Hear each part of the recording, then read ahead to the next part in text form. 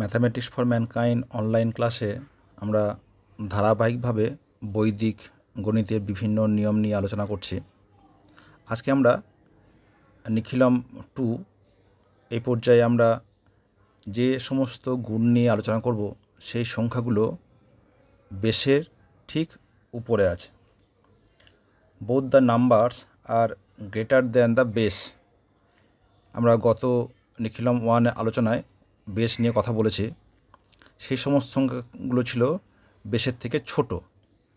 আজকে যে উদাহরণগুলো নেব সেটা হচ্ছে গ্রেটার দ্যান দ্য বেস। প্রথম উদাহরণ নিচ্ছি, ধরো যে 13 তার সঙ্গে 15 গুণ করব। তো এখানে লক্ষ্য করে দেখো যে আমরা এখানে বেস ধরছি 10কে, তাহলে 13 10-এর থেকে বড় এবং 15ও 10-এর থেকে বড়। 13 কত বড়? আমরা লিখব যে +3। 15 কত বড়? না +5। এবার দেখো 13 + 5 কত হয়? 18। আবার 15 + 3 সেটাও হয় কিন্তু 18। যে কোনো আমরা একটা অপারেশন করব। তাহলে 15 + 3 = 18। এবার 5 আর 3, 3 5 15।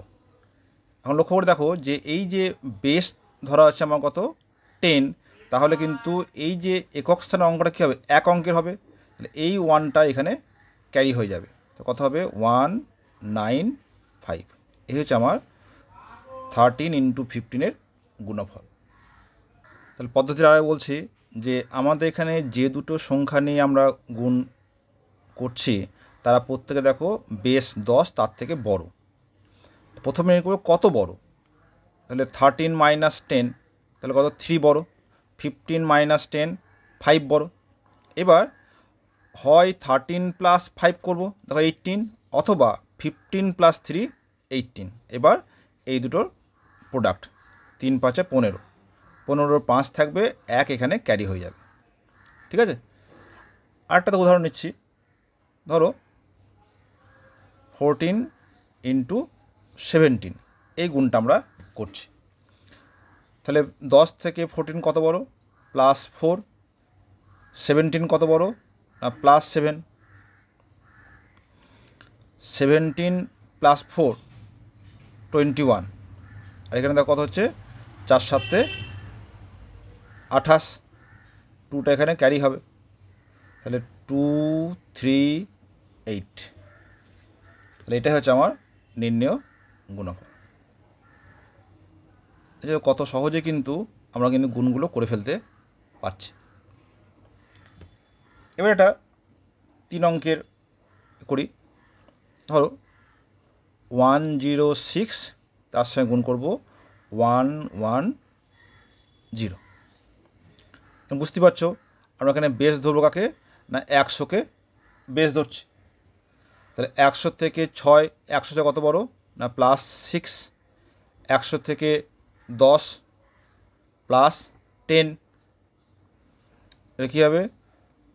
110 + 6 তার মানে হচ্ছে 116। আর 6 10 60। এখানে দেখো বেসে কী ছিল? দুটো সংখ্যা ছিল, তাহলে দুটো সংখ্যা হয়ে গেছে। আর কিন্তু এখানে ক্যারি হচ্ছে না। তাহলে এইটাই হচ্ছে আমার আনসার।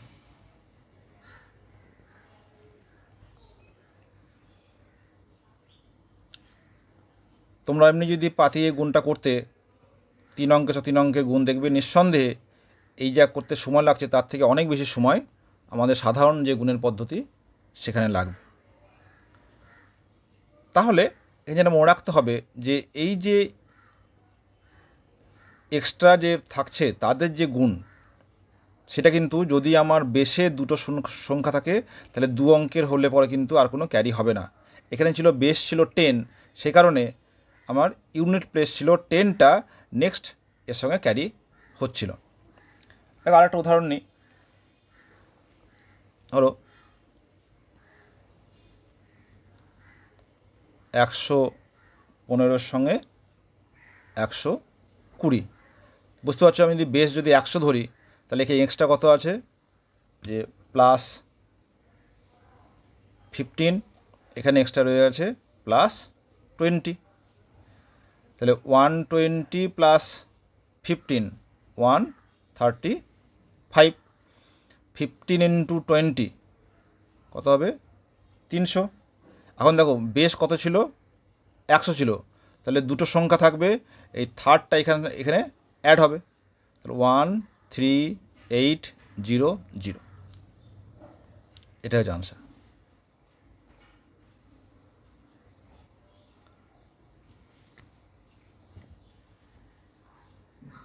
এবার ধরো আমরা যদি এই অন্য উদাহরণ নিই, ধরো 2 অঙ্কের যদি এর গুণটা নিতাম, যে 11 ইন্টু 19,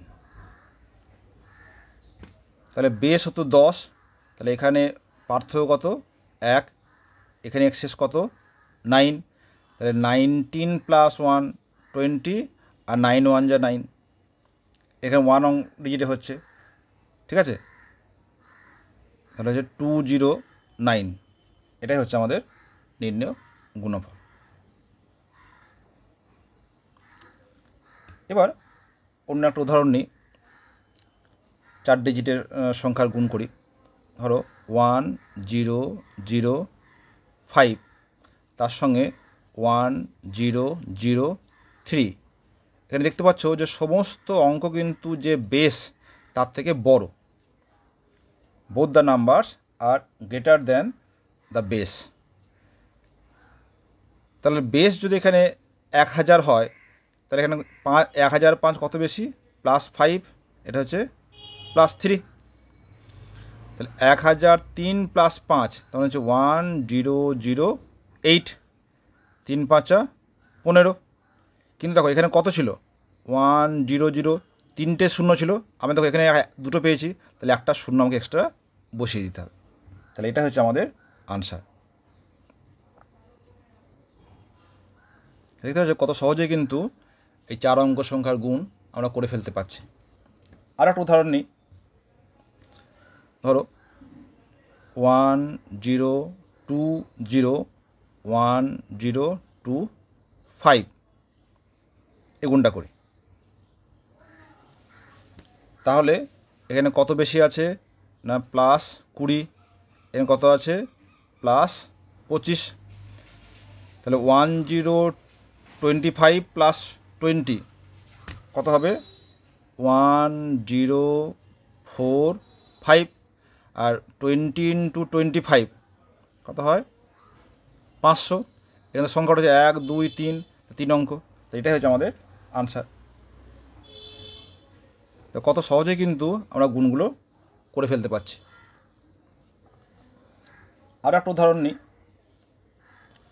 ধরো 1010, তার সঙ্গে 1005, এই গুণটা দেখো,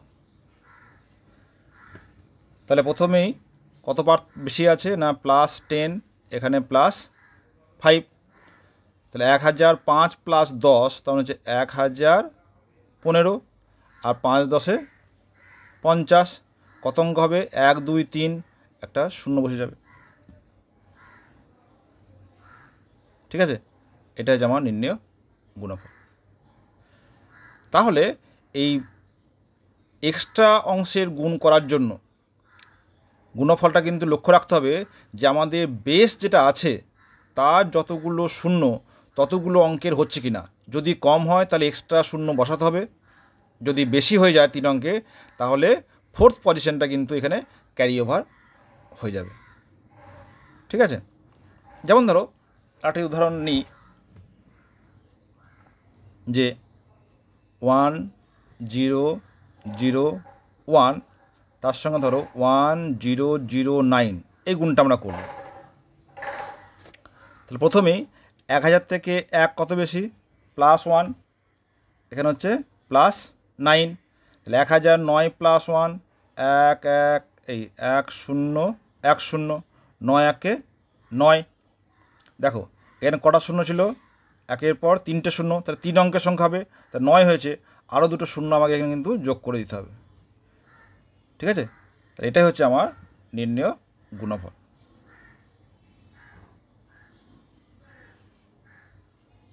ঠিক আছে, এবার ধরো আমরা যদি আর একটু বেশি অঙ্কের নিয়ে করি, ধরো 1 0 0, তোমার যেটা নিতে পারো 0 0 3টে 0 8, এটার সঙ্গে ধরো 1 0 0 1 5, এই গুণটা করি। দেখো তাহলে প্রথমে দেখবো কত পার্থক্য বেশি রয়েছে।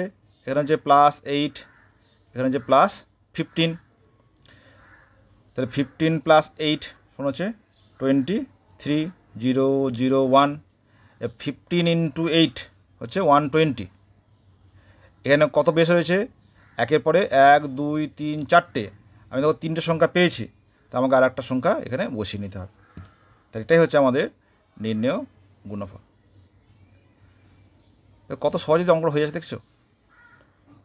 এই ধরনের যদি আমাদের সূত্রের সঙ্গে যদি ডিজিটগুলো মিলে যায়, তাহলে আমরা কিন্তু মুহূর্তের মধ্যে এই ধরনের অঙ্কগুলো আমরা করে ফেলতে পারবো।